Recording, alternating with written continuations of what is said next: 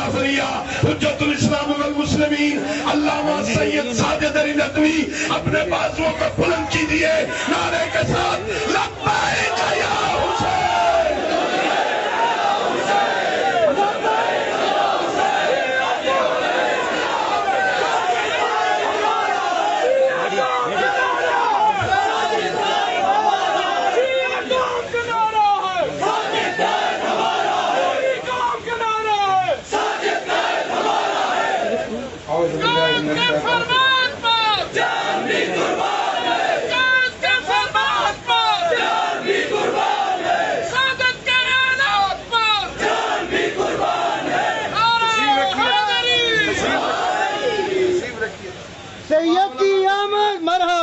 تشریف رکھیے، تمام تشریف رکھیے۔ اعوذ باللہ من الشیطان الرجیم، بسم اللہ الرحمن الرحیم، الحمدللہ رب العالمین والصلاة والسلام علی سید الانبیاء والمرسلین بالقاسم محمد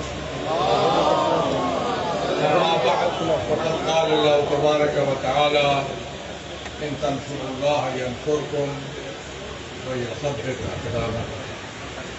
عزیزان گرامی، سب سے پہلے میں شکریہ ادا کرتا ہوں حضرت آیت اللہ حافظ سید اعظم حسین نجفی نامزلو اور مفسر قرآن علامہ شیخ محسن علی نجفی جو میور ہیں اس کانفرنس کا مؤسس ہیں، ان کی سرپرستی کا اور پھر آپ حضرات جو سفر کی صحبتیں برداشت کر کے اور اپنے پیارے جذبات کے ساتھ یہاں تشریف لائے، فرداً فرداً سب کا احترام اور شکریہ۔ منتظمین نے جس انداز میں بہتر انتظامات کیے اس کا بھی میں شکریہ ادا کرتا ہوں۔ میں سمجھتا ہوں کہ یہ اجتماع کسی بین المسالک پرابلم کی وجہ سے نہیں ہے۔ ایسا نہیں ہے کہ کسی مسلک کی طرف سے کوئی مسئلہ پیدا ہوا ہو اور شیعہ علماء نے اس کے رد کے لیے، اس کے توڑ کے لیے اجتماع کیا، ایسا نہیں ہے۔ یہ کسی مسلک کے خلاف یا کسی مسلک کے حوالے سے نہیں ہے، اور ہم کر بھی نہیں سکتے، اس لیے کہ ہم بین المسالک اتحاد کے بانی ہوں۔ مجھے بتانے دیجئے کہ ایک اور شخص ہے، میں اس کا بھی نام شاید بعد میں بتاؤں گا، اس کے رابطے کے بعد پھر اس اتحاد کا جو مجلس عمل کی صورت میں سامنے آیا یا ملی یکجہتی کی صورت میں سامنے آیا، اس کے بانی ہونے کا اعزاز شیعوں کے نمائندہ کی حیثیت سے مجھے حاصل ہے۔ سبحان اللہ۔ باقی حضرات بعد میں شامل ہیں، ان کا احترام، بالکل احترام۔ اور جب میں تاریخ بیان کروں گا ملی یکجہتی کی تو آپ کو بتاؤں گا کہ کیسے کیسے مراحل سے وہ گزرا، اور اس وقت بھی وہ اپنے مراحل پہ موجود ہے، وہ بھی موجود ہے اپنی جگہ پر متحدہ مجلس عمل، لیکن فعال نہیں۔ لہٰذا یہ کسی مسلک کے حوالے سے تو نہ دیکھیے گا۔ ایک پرابلم پیدا ہوا، یہ پرابلم کہاں سے شروع ہوا؟ جب خوف پیدا ہوا کہ یہاں بھی کوئی ایسا انقلاب آ سکتا ہے جیسے ہمارے پڑوس میں آیا، ڈر لگا تو شیعوں کے خلاف ایک مہم شروع ہوئی شیعوں کے خلاف، گروہ پیدا کیے گئے، تکفیری گڑے مردے اکھاڑے گئے، صدیوں پہلے کی کتاب خانے قریدے گئے، ان کے وسائل تھے، ان کے پاس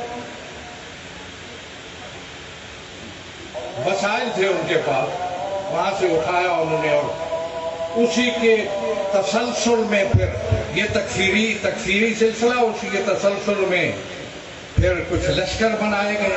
بھول جاتے ہو دوستو، میں طالبان کی حمایت نہیں کرتا، اور یہاں میں واضح کر دوں کہ یہ خارجہ پالیسی کا سٹیج نہیں ہے، ہم اپنی دوسری باتیں کر رہے ہیں، لیکن مت کسی پڑوسی ملک کے کسی نائب وزیر اعظم کے بارے میں یہ بات ہمارے سٹیج سے نہیں ہونی چاہیے۔ میں موجود ہوں اس لیے کہ میں ابھی پاکستان کی پالیسی کو دیکھ رہا ہوں، اور اس حوالے سے بھی پاکستان ہمیں احتیاط کرنی چاہیے، اور میں بحیثیت نمائندہ ولی فقی کے تحت جو حکومت قائم ہے اس کے رابطوں کو بھی مجھے دیکھنا ہے، مت بات کیجیے گا احتیاط سے۔ البتہ دوسرے حوالوں سے ان لشکروں کا نام کیوں نہیں لیتے؟ تو وہ لشکر جو بنا 33 دہشت گرد تنظیموں کو اس کی سروسیں دی گئی، القاعدہ سے لے کر آگے تک، اس کا نام بتاؤ نا لوگوں کو۔ آپ کے اور ہمارے زمانوں کے ان لشکروں کا نام ہونا چاہیے کہ جو شیعوں کے وہ تھے، لیکن وہ بھی ناکام ہوئے، سلسلہ ہوا۔ اب میں سمجھتا ہوں کہ تکفیریوں کو استعمال کی ایک تو بہانے کے طور پر استعمال کیا جاتا ہے کہ فلاں جی اعتراض ہے، کسی کو کیا اعتراض ہو سکتا ہے؟ میں پاکستانی ہوں، میرا حق ہے، میرا بنیادی شہری آزادیاں مجھے آئین مجھے حق دیتا ہے، میں کسی کے روکنے یا رکاوٹ ڈالنے سے وہ رک نہیں سکتی۔ وہ بہانا ہے۔ یہ جو چند بےہودہ لوگ بیٹھ کے کہتے ہیں کہ اذان کے بارے میں 76 کی PhD میں دیکھیے ہمارے حق میں وہ فیصلہ ہے، میں ادھر جاتا ہی نہیں ہوں۔ میں سمجھتا ہوں کہ ولایت امیر المومنین پر کوئی ایسا چیز نہیں آئی جس کی وجہ سے یہاں موضوع بنایا جاتا، بن گیا تو ٹھیک ہے، لیکن مسئلہ ہے کہ اس وقت شیعوں کے ساتھ جو زیادتیاں ہو رہی ہیں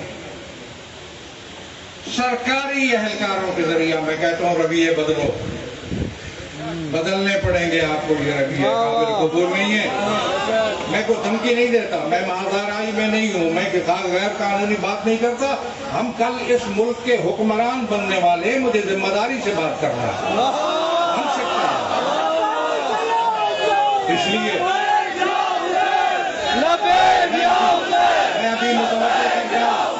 میں ابھی متوجہ کر رہا ہوں کہ رویے بدلو۔ یہ رویے اس حوالے سے پاکستان کے میں محب وطن ہونے کی اپنے پر کوئی اصرار میں نہیں کر سکتا۔ میں کس کو تسلی دے رہا ہوں کہ میں محب وطن ہوں؟ میں کسوٹی ہوں، میں پرکھوں گا لوگوں کو کہ کون محب وطن ہے۔ اس لیے مجھے اس بات کی اس طرف میں جاتا ہی نہیں ہوں۔ میں سمجھتا ہوں کہ رویے بدلنے پڑیں گے۔ اقدام کہہ رہا ہوں، اس سے بڑا اور اقدام کیا ہو سکتا ہے؟ اتنے بڑا اجتماع پاکستان بھر کے علماء کا، اس سے بڑا کوئی اقدام ہو نہیں سکتا۔ اس سے جو پیغام جائے گا ہم اس کو دیکھیں گے، جو پیغام جا رہا ہے اس اجتماع سے ہم اس کا جائزہ لیں گے، اور پھر آئندہ کے لیے ہم پاکستان میں موجود ہیں، ہم اپنی سرنوشت کا فیصلہ ہم خود کریں گے اس ملک کے اندر، آئین کے اندر، قانون کے دائرے میں رہتے ہو۔ میں آئین و قانون کو سمجھتا ہوں، اور آئین و قانون کی روشنی میں ہمیں حق ہے اس بات کا۔ یہاں پھر اور مسائل آ جائیں گے، ریلیاں نکلوائی گئیں تاکہ جھکایا جائے اور کوئی قانون سازی کی جائے۔ ان ریلیوں سے، ان حربوں سے کسی مکتب کو جھکانا، میں سمجھتا ہوں کہ یہ غلط فہمی ہے اور غلط انداز ہے۔ اس انداز کو بھی بدلنا چاہیے، اور میں دوسرے لوگوں کو متوجہ کرتا ہوں کہ جو اس حوالے سے تشیع کے حقوق کے حوالے سے کوئی دوسری نظر رکھتے ہیں، مثلا مولانا بیان کر رہے تھے قوانین کی، اس میں بھی میں نے دیکھا ہے۔ اس لیے میں سمجھتا ہوں کہ یہ اقدام ہے، بہت بڑا اقدام ہے۔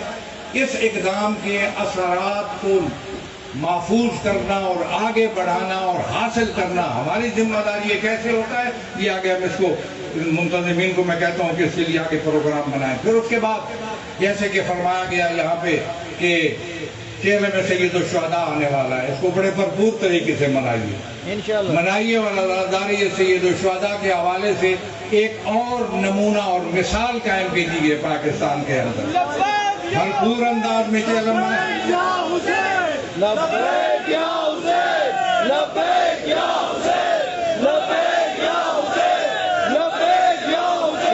کو بڑے بھرپور انداز میں منانا ہم سب کی ذمہ داری ہے۔